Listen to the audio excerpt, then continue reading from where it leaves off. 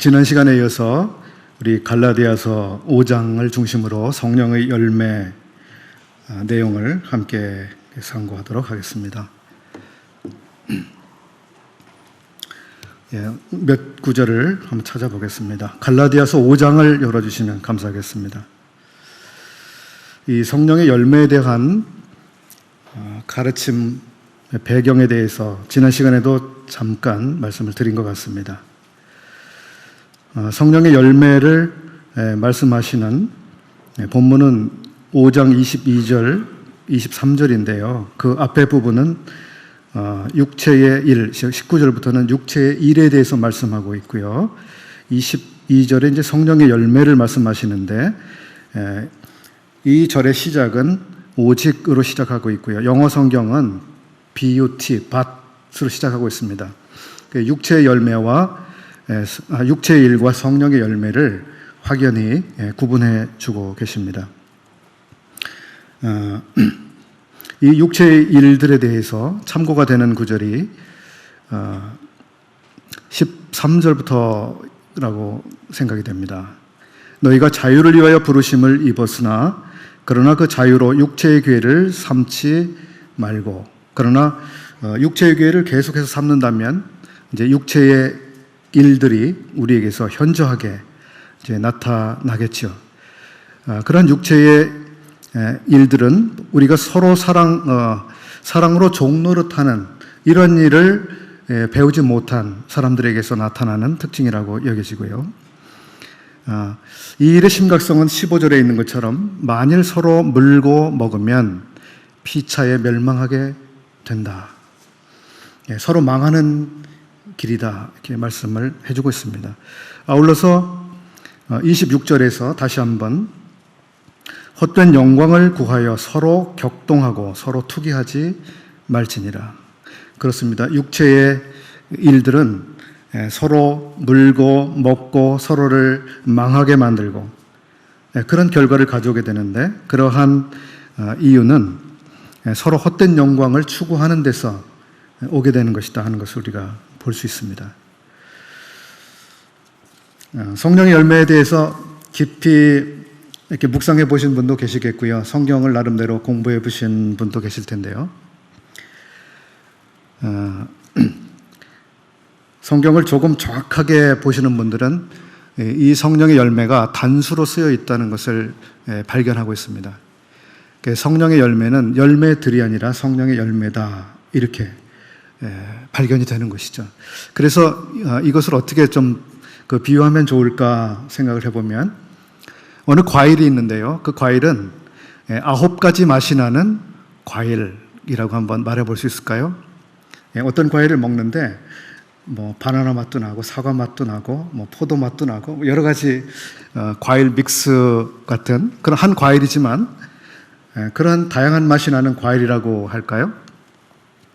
그것은 그 성령께서 동일하게 맺으신 하나의 열매인데 그 다양한 측면에서 그 고귀함과 덕스러움을 우리가 발견할 수 있다고 하는 것입니다.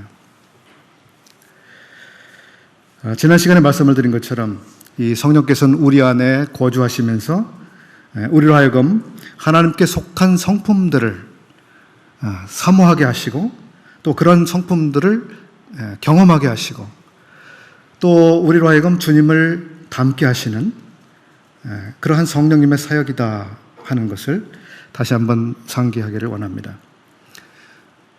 성령님에 대한 상징이라고 할까요? 몇 가지가 성경에서 발견되는데 성령님은 비둘기 같은 분이시다. 어떤 게 생각이 나십니까? 또 성령님은 바람 같으시다. 성령님은 생수와 같으시다. 또 성령님은 기름과 같으시다. 이런 것들을 우리가 성경에서 발견하게 됩니다. 시간 관계상 자세하게 일일이 말씀을 보기는 어렵겠습니다. 근데 기름에 대해서 조금 생각해 보겠습니다. 성령님은 기름과 같으시다. 무엇이 혹시 생각나세요? 기름은 참 고소하고 맛있고 음식을 정말 맛나게 식욕을 만들어주는 그런 좋은 거지. 이런 생각이 좀 드시죠? 또 어떤 기름은 연료가 되기도 하죠.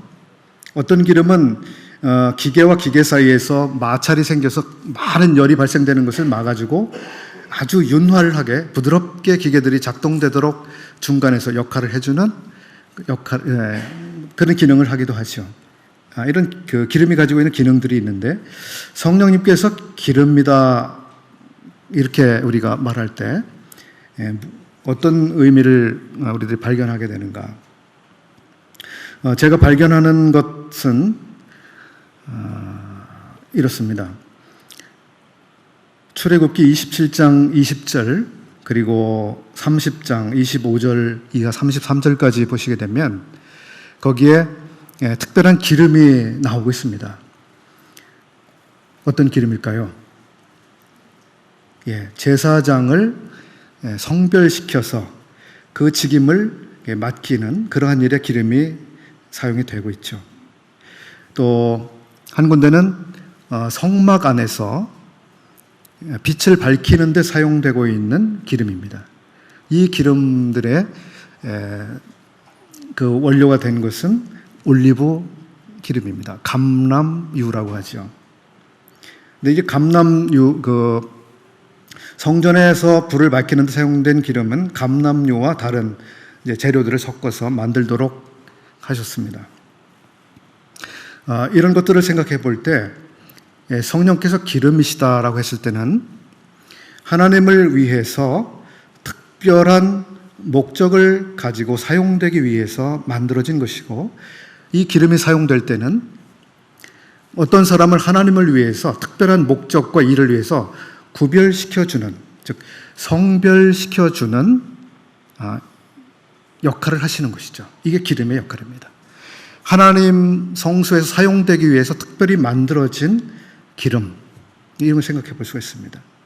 그래서 성령께서는 믿는 자들을 성별시키시는 사역을 하고 계십니다. 믿는 자들의 삶을 하나님을 위해서 사용될 수 있도록 특별히 구별시켜 주시는 그런 일을 행하시는 것이죠. 이러한 성령님의 사역을 통해서 믿는 사람들이 하나님을 위해서 자신들의 생애를 드리고 그들의 삶을 통해서 하나님이 놀라운 사역들을 이제 행하고 계시죠.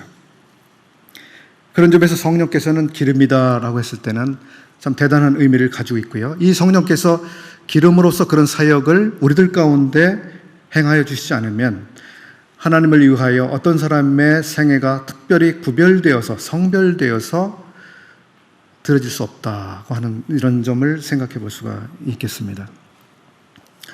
주님께서는 우리를 사용하기 원하고 계십니다. 우리의 삶을 사용하길 원하고 계시죠. 근데 우리의 삶을 사용하시려면 반드시 성별되는 이것이 필요합니다.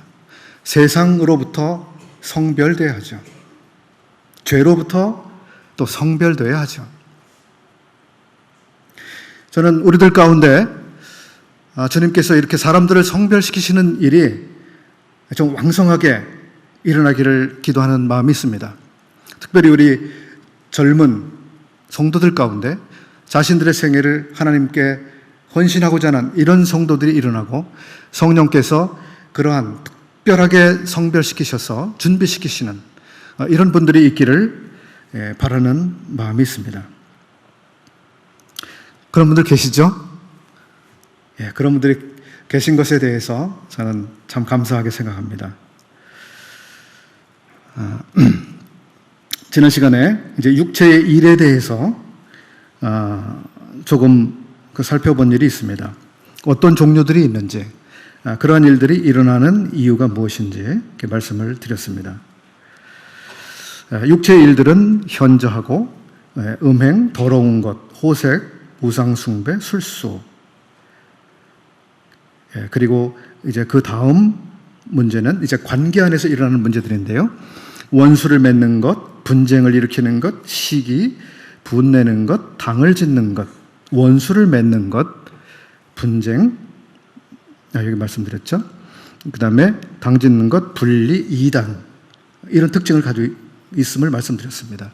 즉 육체의 일이 현저한데 그 중에 어떤 것들은 개인과만 관련이 있고 어떤 것들은 이 성도들 안에서의 관계 속에서 일어나는 일들로 나타나고 있습니다. 가장 다양한 형태로 나타나는 것이 이 교회 안에서, 믿는 자들 안에서 관계 속에서 일어나는 문제들로 나타나고 있습니다. 대단히 조심스러운 문제라고 여겨집니다. 여기 이단이라고 하는 것이 나오고 있는데요. 우리는 이단 그러면 정통 교리에서 벗어난 어떤 교리를 생각하기 쉽습니다. 물론 그것이 이단이죠. 그러나 그 이단이라고 하는 말을 조금 더 우리가 적용하기 쉬운 면에서 생각해 볼 때, 윌리엄 맥도날드 형제님은 이런 설명을 하기도 했습니다. 이단이라고 하는 것은 성경에서 중요하게 취급하지 않는 그러한 교리, 즉 이렇게도 해석해 볼 여지가 있고 이렇게도 해석하거나 이렇게 적용해 볼 여지가 있는 그러한 가르침들, 교훈들이 성경에는 있는데, 그러나 어떤 사람들은 이 성경 말씀은 이렇게만 해석되어야 된다라고 고집스럽게 자기의 그 사상이나 생각을 굽히지 않고 고집하는 이러한 자세, 이것이 그 이단이라고 하는 이러한 개념 속에 들어갈 수 있다, 이렇게 이야기를 하시기도 했습니다. 그런 점은 저희들이 적용하는 면에 있어서 충분히 참고가 될 만하다고 여겨집니다.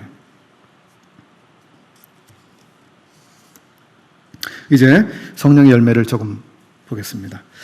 이 열매라고 하는 단어는 말씀을 드릴까요? 원어상으로 카르포스라고 하는 단어를 사용하고 있습니다. 이 첫 번째로 나오고 있는 이 성령의 열매가 가지고 있는 특성은 보실까요? 무엇이죠? 어떤 특성이 나타나고 있죠? 22절에 사랑과 이렇게 시작되고 있습니다. 사랑과. 여기서 나타나고 있는 사랑은 어떤 사랑일까요? 이 사랑은요, 고린도전서 13장에서 사도 바울이 사랑은 오래 참고 온유하며 쭉 이렇게 나가지 않습니까? 거기에서 맨 처음에 나오고 있는 사랑은 오래 참고라고 했을 때 영어로 long suffering, 그러니까 오래 참아준다고 하는 그 단어가 여기서 말씀하고 있는 사랑과, 성령의 열매에서 사랑과는 바로 그 오래 참음을 특징으로 하고 있는 그 원어의 단어가 같이 그런 의미를 가지고 있습니다. 이 사랑은 에로스, 혹은 헤로스는 이제 남녀간에, 그 다음에 필레오, 그 우정이나 형제들 간의 사랑, 혹은 또 부모가 자녀들을 사랑하는 그런 종류의 사랑이 아니라 이것은 아가페다라고 하는 것을 우리가 알 수 있습니다. 이것은 언제 한번 말씀을 드린 것 같은데요. 아름답지 않은 것을 아름답게 봐주는 것이 사랑이다. 그렇습니다. 볼품 없는 것, 못난 것, 또 무가치해 보이는 것에 대해서 우리가 예쁘게 보아주고 귀하게 보아주고 가치 있게 여겨주는 이러한 종류입니다. 이것은 나한테 도움이 하나도 되지 않지만 그러나 여전히 그 사람에 대해서 일관되게 하는 사랑입니다. 심지어는 나에 대해서 그 원수인 사람조차도 사랑하는 그런 종류의 사랑이죠. 그리고 포기하지 않는 계속되는 사랑, 이런 개념의 사랑입니다. 저는 이러한 종류의 사랑을 할 수 없을 것 같아요.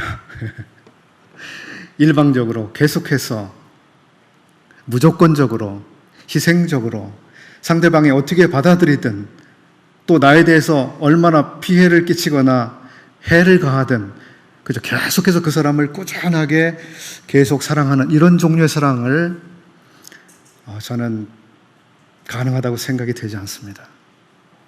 그렇지만 이 성령님이 맺으시는 이 사랑은 바로 그러한 종류의 사랑이라고 말씀하시고 계십니다. 두 번째, 이 희락이라고 나옵니다. 이것은 즐거움이죠. 기쁨이죠. 사도 베드로가 이런 말씀했습니다. 베드로전서 1장 8절에서 우리가 말할 수 없는 영광스러운 즐거움으로 기뻐하고 있다고. 말할 수 없는 즐거움, 그리고 영광스러운 즐거움이라고 말하고 있습니다. 이것은 이 세상에 속한 즐거움이 아니죠. 영광스러운 즐거움. 이것은 환경이 좋으나 나쁘나 그 환경에 좌우되는 그런 종류의 즐거움이 아닙니다. 왜냐하면 주님과의 관계 때문에 거기서 오는 즐거움이기 때문입니다. 주님을 생각할 때 우리 마음에 살아나는 기쁨, 즐거움.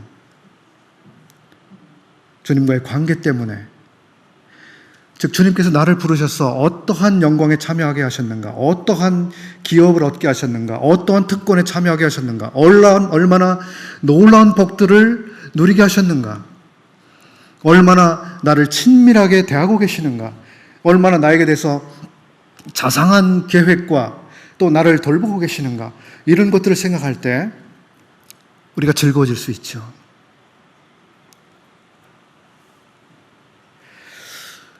어떤 주석에서는 이렇게 설명하고 있습니다. 여기서 말씀하는 희락과 화평은 우리의 주관적인 느낌보다 그러나 서로를 대하는 방식을 의미한다고 할 것이다, 이렇게 말했습니다. 즉 서로를 대하는 방식, 또 성도들 안에서도 어떤 느낌에 대한 문제가 아니라 서로를 대하는 일에 있어서 옆에 계신 분을 어떤 분으로 대하는가, 이분은 정말 주님 안에서 놀라운 분이야, 놀라운 자격, 놀라운 신분, 놀라운 특권을 주님이 주신 분이야, 주님이 얼마나 가치 있게 여기시는 분인지 몰라, 이런 분이 지금 내 옆에 계신 분이야,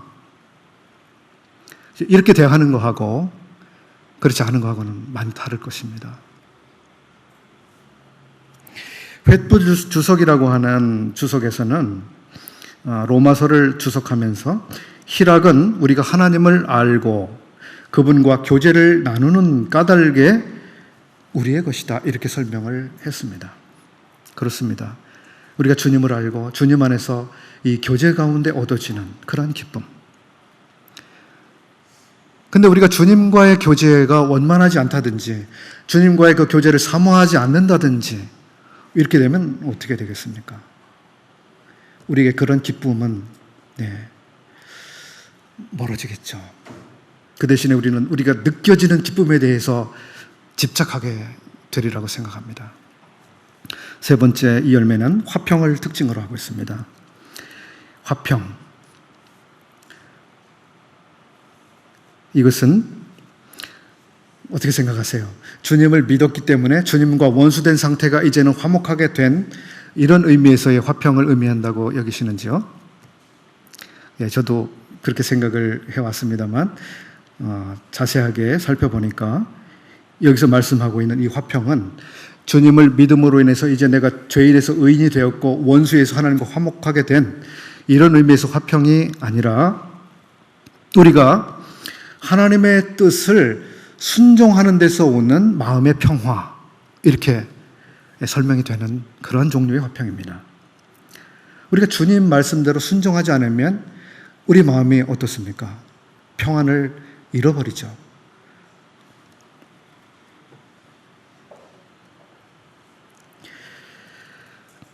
이런 화평이 우리의 매일의 삶에서 주어지기를 바랍니다. 네 번째로는 오래 참음이라고 하는 특징을 가지고 있습니다.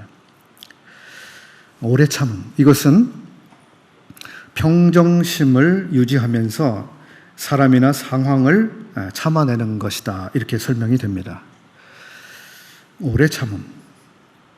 이것은 특별히 관계 안에서 우리가 생각해 보게 되는 그런 원어의 의미를 가지고 있는데요. 이것은 나에 대해서 어떤 사람이 부당하게 대했을 때, 내가 부당한 대우를 받고 있을 때, 부당한 취급을 받고 있을 때, 그런 상황에서 그 사람에 대하여 내가 정당하게 분노를 일으킬 수 있는데, 분노가 일어나도 누구도 비판할 수 없는 그런 분노할 만한 정당한 이유가 있는데, 그런 상황에서도 그것을 우리가 참아내는 그러한 종류의 여기 오래 참음입니다. 그냥 너무 추운데, 너무 더운데, 너무 힘든데 그냥 참아내는 그런 종류가 아니라 나에 대한 부당한 상황에 있어서 그것에 대한 인내입니다.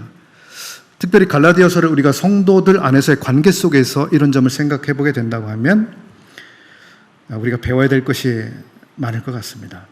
나는 성도들에 대해서 이렇게 오래 참는 이런 특성, 성령님이 맺으시는 이런 특성, 이것을 경험하고 있는가?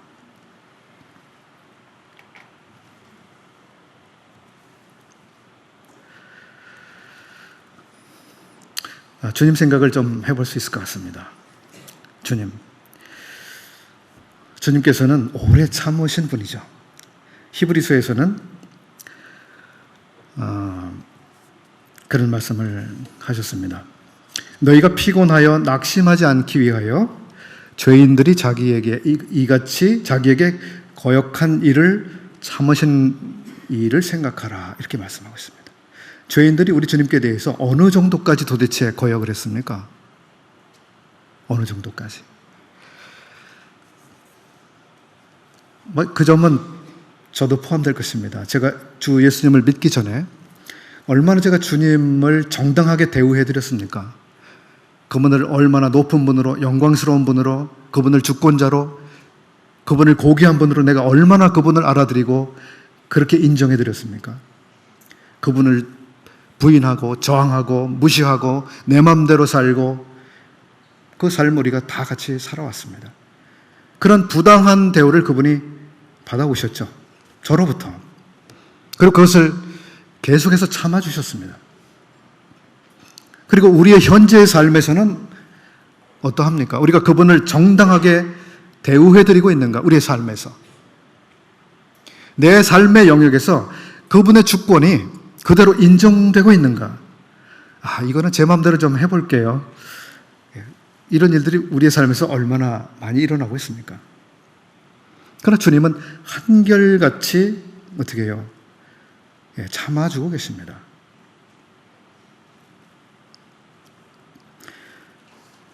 로마서 2장 4절에서는 이런 말씀을 하고 있습니다. 혹 내가 하나님의 인자하심이 너를 인도하여 회개하게 하심을 알지 못하여 그의 인자하심과 용납하심과 길이 참으심이 풍성함을 멸시하느냐. 근데 주님의 참으심은 여기 길이 참으심이라고, 길이 참으심이라고 말씀하고 있습니다. 제가 이 길이 참음에 대해서 또 즐겨 생각하는 구절이 있는데요. 그 야고보서에 나오고 있는 구절입니다. 야고보서에서도 5장 7절인데요. 그러므로 형제들아, 주께서 강림하시기까지 길이 참으라, 이렇게 말씀하고 있습니다. 우리는 길이 참아야 될 이런 일들이 참 우리 삶에서 많이 있습니다. 그렇지 않습니까? 참아줘야 될 일 참 많습니다.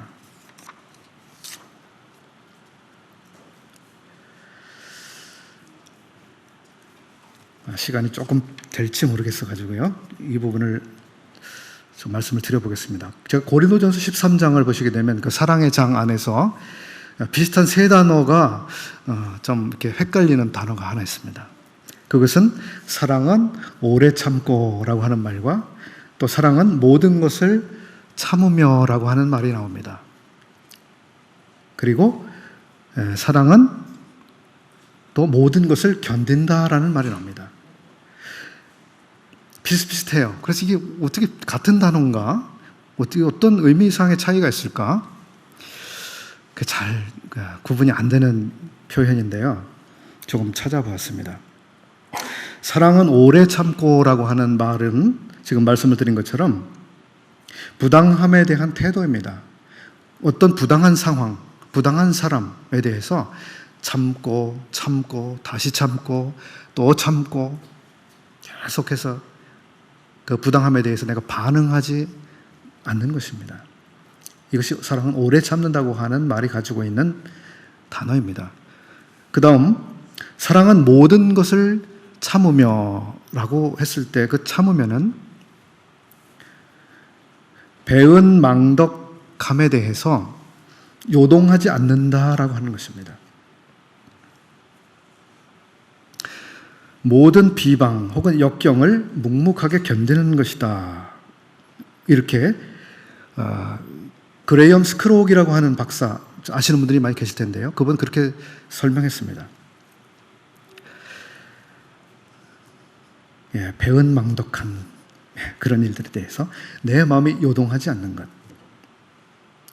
세 번째, 사랑은 모든 것을 견디느니라 이렇게 말씀하고 있는데요. 견딘다.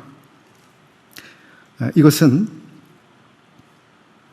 참고 소망하면서 다른 사람의 행동을 최선으로 해석해주고 기대를 계속해서 갖는 것을 의미하고 있습니다.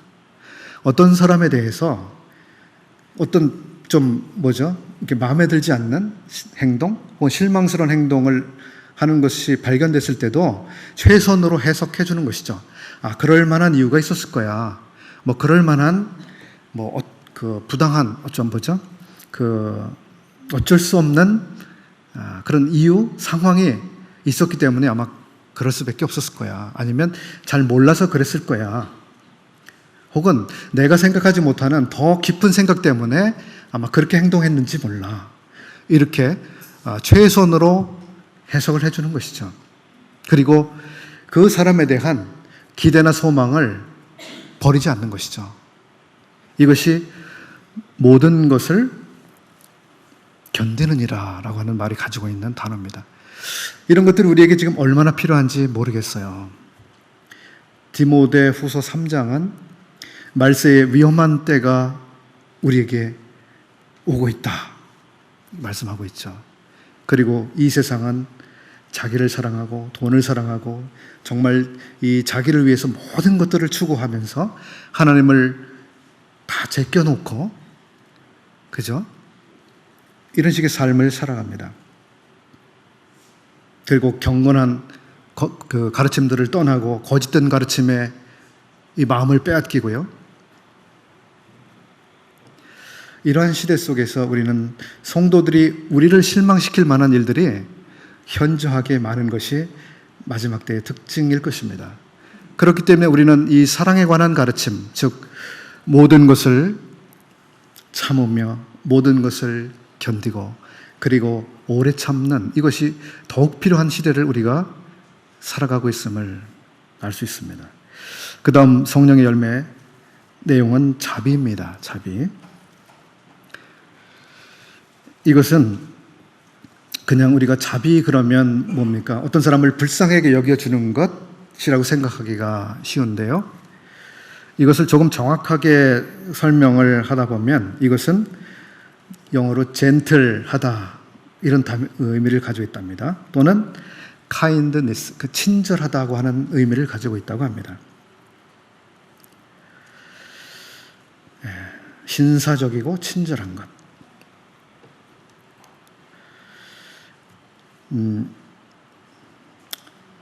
감동적인 예화를 하나 제가 찾았습니다.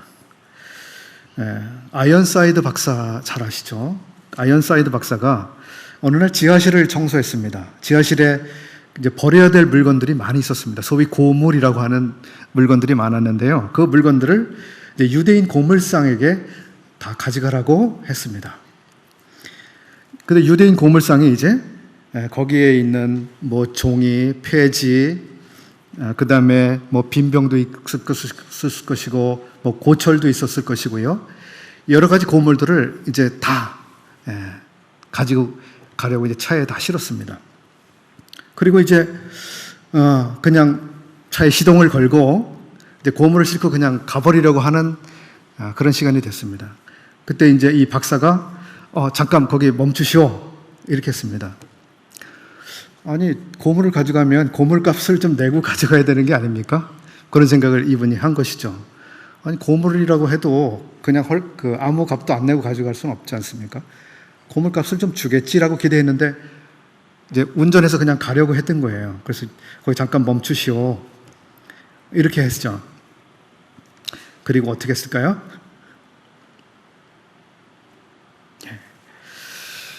아이언사이드 박사가요, 그 고물 장수에게 50센트라고 하는 돈을 주었답니다.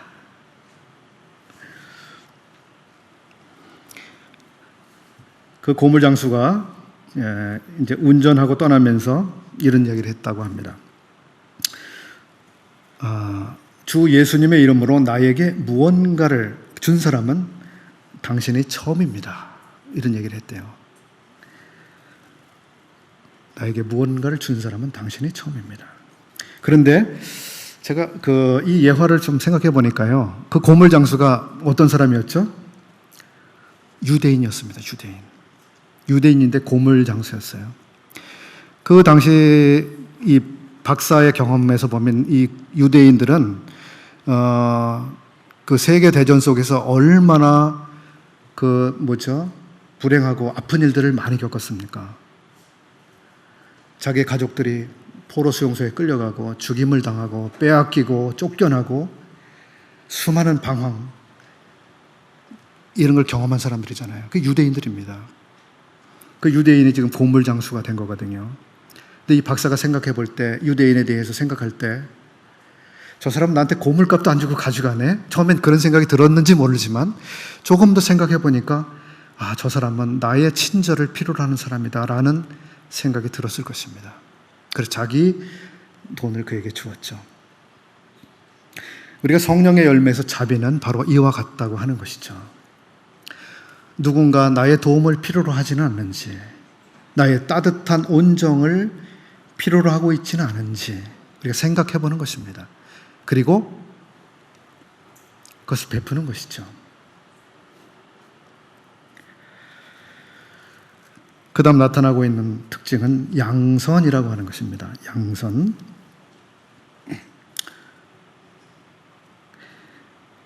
이것을 어떻게 생각하십니까? 그냥 착한 것, 좋은 것, 이렇게 생각이 좀 되시죠?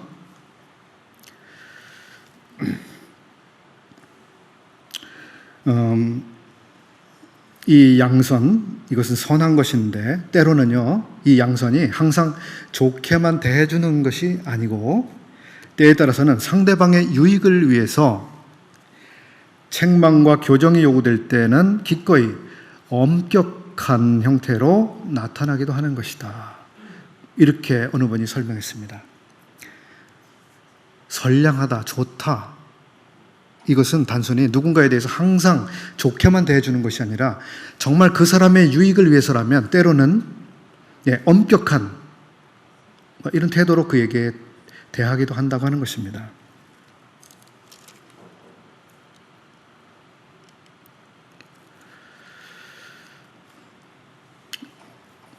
그런 사례로서 마태복음 21장에서 주님께서 성전이 다 더럽혀진 상태를 보셨습니다.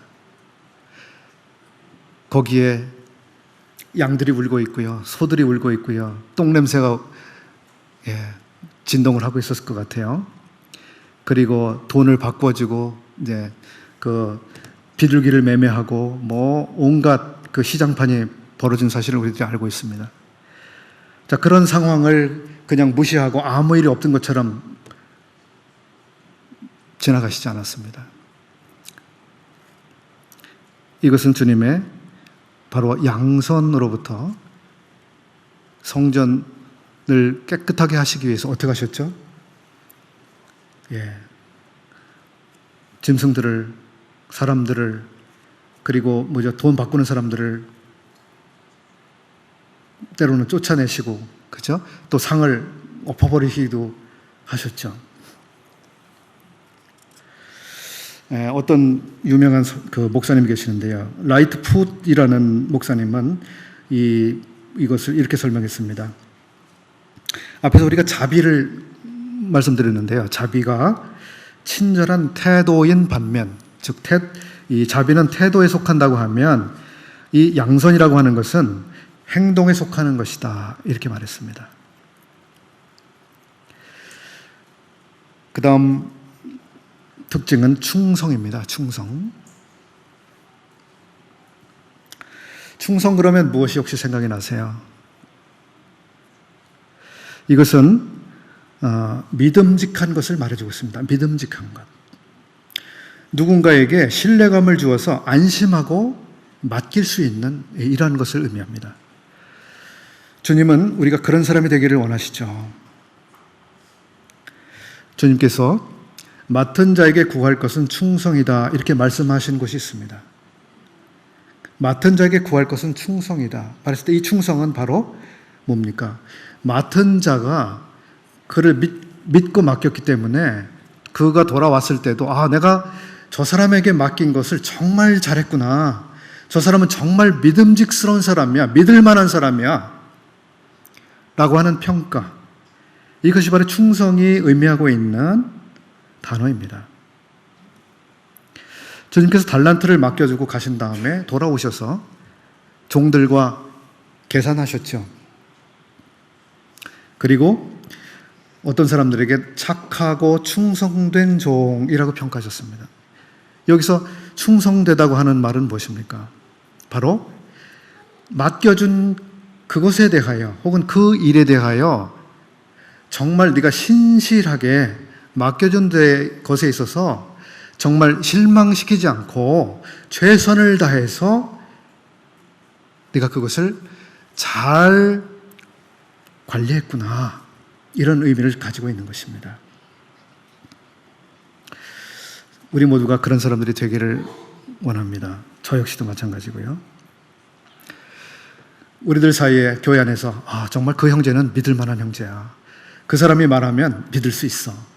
그 형제에게는 그런 일을 맡길 수 있어. 안심할 수 있어. 이런 평가를 우리가 받을 수 있다면 얼마나 좋겠습니까? 때로 어떤 분들은 형제님 다음 주까지 이걸 좀 해주시겠습니까? 네, 제가 그럼 맡아서 해보죠. 그랬는데 다음 주가 됐는데 잊어버린 사람도 있고요. 어떤 사람은 조금 하다가 못하겠어 하고 자기가 포기를 해버린 사람도 발견되기도 하죠. 그 사람에게 우리가 다음에 무엇을 더 맡기기를 원할 수 있겠습니까? 어려워지겠죠. 제가 좋아하는 찬송 중에 오 신실하신 주, 이 찬송을 저도 좋아합니다. 신실하시다. 그건 충성되다라는 말입니다. 주님은 충성스러우신데요. 아버지에게 충성하셨습니다. 그죠? 히브리서에 보시면 그는 아버지의 집 맡은 아들로서 충성하셨다 이렇게 말씀하고 있는데요. 그 충성은 사실 아버지를 향하기도 하지만 우리를 향해서도 주님은 충성을 다 하고 계십니다. 주님은 목자로서 우리를 한순간도 놓지 않으시고 한순간도 떠나지 않으시고 매 순간 돌보고 계시고 모든 필요에 대해서 계속해서 주목하고 계십니다. 그렇지 않습니까? 주님이 얼마나 충성스럽습니까? 우리에 대해서. 근데 반대로 그런 생각을 해봅니다. 나는 주님께 대해서 얼마나 충성스러운 사람인가? 주님이 나에게 무엇을 맡기셨거나 무엇을 기대하고 계시는데 나는 정말 주님이 나에게 하시는 것처럼 그렇게 충성스러운가? 그 다음 특징은 온유입니다. 온유 그럼 우리가 부드러운 것을 생각하게 됩니다. 근데 어떤 사람은 이거 잘못 오해하면 그 사람은 겁이 많고 유약해 이렇게 생각하기가 쉬운데요. 이것은 전혀 그렇지 않습니다. 이 온유함은 사실은 강한 힘 또 능력을 가지고 있지만 그것을 스스로 잘 조절하는 것입니다. 힘이 있을지라도 철저하게 통제되고 있는 상태. 이것이 온유입니다. 왜 온유합니까? 주님을 위해서 온유한 것입니다. IVP 주석에서는 이렇게 설명하고 있습니다. 사람들을 대할 때 힘 혹은 권력을 최소한으로 사용하는 것이라고 설명하고 있습니다. 우리에게 어떤 권한이 생겼을 때 혹은 지위가 생겼을 때 우리는 그것을 남용하거나 그죠? 무절제하기가 쉬워지죠. 자기가 대단한 힘을 가지고 있는 것처럼 행동하기가 쉽습니다. 이것은 온유와는 반대인 것이죠. 구약 성경에 모세를 일컬어서 성경은 이렇게 말씀하고 있습니다. 모세만큼 이 지상에서 온유한 사람은 없다. 모세만큼 그렇게 온유한 사람은 이 지상에는 없다. 그렇게 말씀하신 것이 있습니다. 대단히 온유한 사람이죠. 모세가 어떤 분입니까? 전체 이스라엘을 영도하는 그런 사람이었습니다. 하나님이 그와 대면해서 말씀하시고 얼마나 친밀하게 그를 대해 주셨습니까? 다른 이스라엘 사람들과는 구별되는 사람이었죠. 주님이 그에게 부탁하신 뭐라고 할까요? 직임이 있었고요. 그에게 주신 권세나 능력이 그에게 있었습니다. 그렇죠. 그를 대적하는 것은 곧 주님을 대적하는 것과 같은 그러한 일로 받아들여졌습니다. 끝내야 되겠습니다. 그런데 이 모세에 대해서 사람들이 어떻게 대했습니까? 정말 형편없이 대하지 않았습니까? 결국 모세는 어느 날 온유함을 잃었습니다. 그죠? 실수를 했습니다. 근데 주님께서는 나는 마음이 온유하고 겸손하니 이렇게 말씀하셨습니다. 주님의 온유함은 모세의 온유함과 비교가 안 되는 온유함이시죠. 주님은 자기에게 주신, 아버지께서 주신 그러한 힘, 능력, 권세, 지위 이런 것들을 철저하게 하나님 목적을 위해서 철저하게 통제하고 사용하셨습니다. 자기 마음대로 그것을 사용하시지 않았죠. 마지막으로 절제입니다. 짧게 말씀을 드려야 되겠습니다. 이것은 악한 소욕대로 행동하지 않도록 자기를 저지시키면서 억누르는 것이다. 이렇게 정의할 수 있습니다. 또 다른 주석은 그것은 모든 욕망, 충동, 욕구, 갈망 이런 것에 대한 다스림이다. 이렇게 설명했습니다. 어떠십니까? 절제를 잘 하시는지요? 요즘 시대는 절제가 참 어려운 시대죠. 어려운 시대입니다. 그래서 여러 가지 자기 조절 장애가 많습니다. 분노 조절 장애, 충동 조절 장애, 수면 조절 장애, 식욕 조절 장애, 장애가 참 많아요. 그리고 각종 중독 현상들이 많습니다. 이건 우리 시대의 사람들이 말하자면 자기 조절 능력을 현저히 잃고 있는 것을 보여주죠. 절제하는 훈련이 대단히 되어 있지 못한 현실을 보여주고 있습니다. 여러분들은 어떠십니까? 특별히 이런 일에 우리가 신경을 써야 되는 시대를 살아가고 있습니다. 어제 오늘 사이에 유명한 뉴스가 하나 있었는데요. 대한항공의 둘째 딸인가요? 그분이 어떤 회사에 전무로 다시 들어가려고 하는데요. 반발이 거세죠. 왜 그렇습니까? 그분이 자기 조절을 하지 못하고 분노를 빵 터뜨린 일이 있었잖아요. 그 일이 아직도 수습이 되고 있지 않습니다. 이 자기 절제를 하지 못하는 것은 크게 또 오래도록 영향을 미칠 수가 있는 것이죠. 사도 바울은 이기기를 다투는 자마다 절제해야 될 것이라고 말씀했습니다. 여러분 이기기를 원하십니까?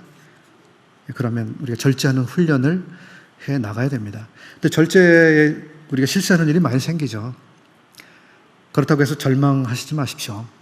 그리고 다른 분들을 향해서도 이렇게 섣불하게 좀 판단은 하지 않으시는 게 좋습니다. 주님께서 우리를 다 살피시고 우리를 친히 훈련해 가시는 과정 가운데 있습니다. 이제 오늘 이렇게 해서 성령의 열매를 살펴봤습니다. 주님께서 우리 안에서 아름다운 성령의 열매들, 주님을 닮아가는 이러한 일들을 참 능력으로 계속해서 역사해 주셔서 우리들을 볼 때 저 사람은 정말 주님 닮았어.